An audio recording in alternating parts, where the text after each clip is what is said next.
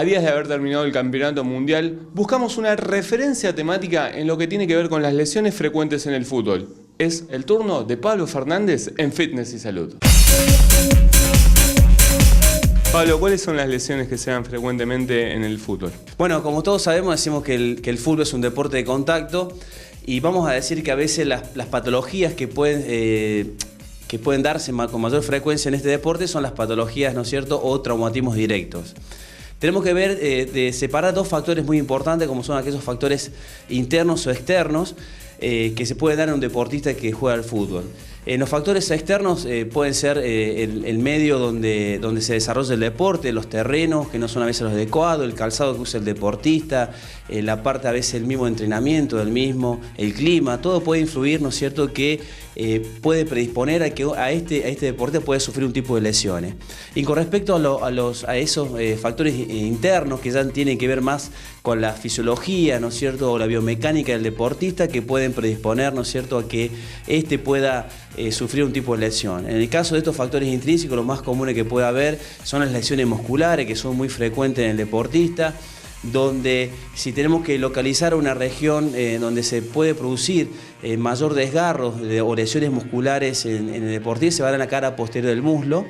Después se puede dar mucho en los gemelos, en la cara anterior del muslo, por el mismo mecanismo de la patada.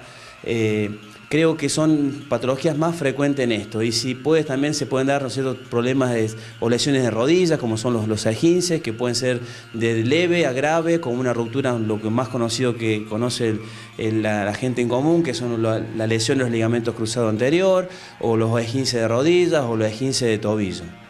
¿Qué diferencia hay entre esguince y desgarro? Mirá, son dos cosas totalmente diferentes. Cuando nosotros hablamos de un esguince, como una torsión, donde hay un traumatismo de esa articulación. Cuando hablamos de lesión o de desgarro, ya hablamos ya a nivel muscular precisamente, donde se produce una lesión de la fibra muscular. O sea, la palabra de desgarro se llama que es ruptura, ya sea ligamentaria o muscular. Como todos sabemos que cuando uno trabaja con deportistas de alto rendimiento o deportistas que necesitan volver a la actividad deportiva lo antes posible, lo único que hace desde el punto de vista kinésico, previamente tener un buen diagnóstico a través del traumatólogo, del médico de equipo.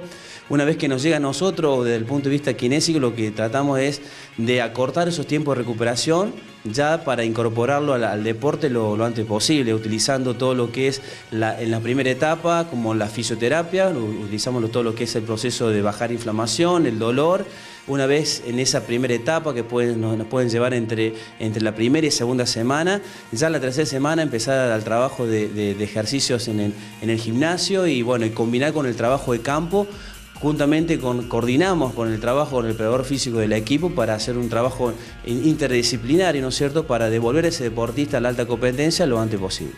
En cuanto a los traumatismos, ¿se da en el mismo nivel tanto en el fútbol masculino como en el femenino? Creo que desde el punto de vista del fútbol femenino hay a veces una falta de descoordinación con respecto a la parte masculina. No quiero decir que el hombre sea más coordinado que la mujer, pero sí en esos aspectos, en esos deportes que realmente hay mujeres que ahora están aprendiendo a jugar al fútbol o ahora en este último tiempo estén en el auge, puede provocar lesiones desde el punto de vista inconscientemente de la propia vida del aprendizaje de ese deporte. A veces el contacto, la falta de distancia, que el control. Uno sabe que a veces el fútbol a nivel masculino lo va adquiriendo desde pequeño.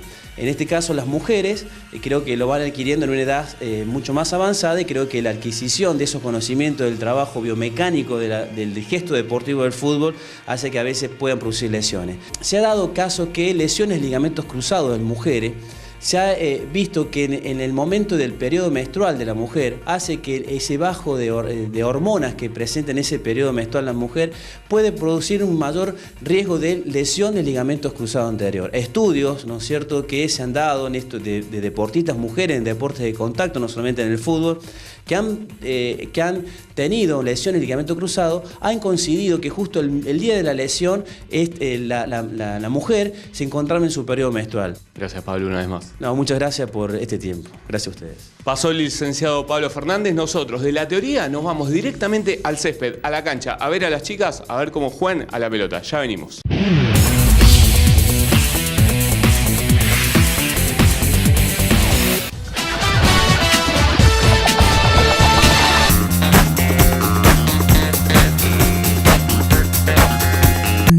Pilates Evolution, Escuela de Capacitación y Educación Continua. Rawson 3274, 492-4161. Seguinos en Facebook. Para estudiar periodismo en Mar del Plata, Instituto Superior Deportea.